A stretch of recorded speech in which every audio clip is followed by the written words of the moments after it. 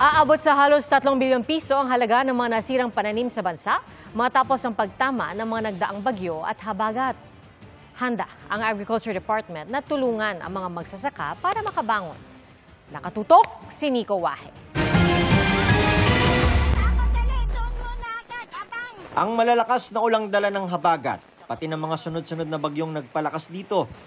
Maraming lugar ang binaha, kabilang ang mga palayan. Ayon sa Department of Agriculture, dahil sa habagat at mga bagyong Krising, Dante at Emong, aabot sa halos 3 bilyong piso ang halaga ng mga nasirang pananim. Pinakamalala raw sa Central Luzon.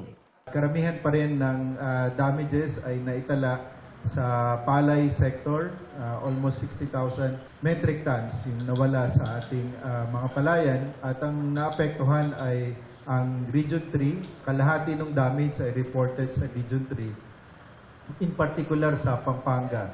So doon yung karamihan ng damage.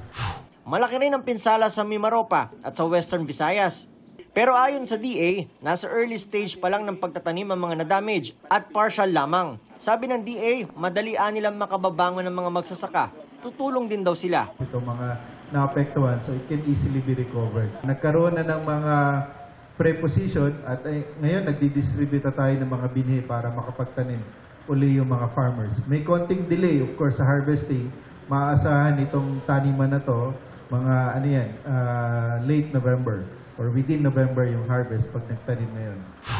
Sa kabila ng mga pinsala, maganda raw ang ani ng palay at mais ngayong unang semestre ng taon, base sa datos ng Philippine Statistics Authority o PSA.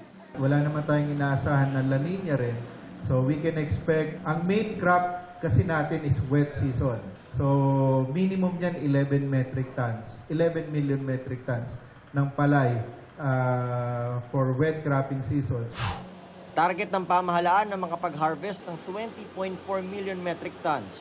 Mas malaki sa record noong 2023 na 20.06 million metric tons. Para sa GMA Integrated News, Nico Wahe, nakatutok 24 oras.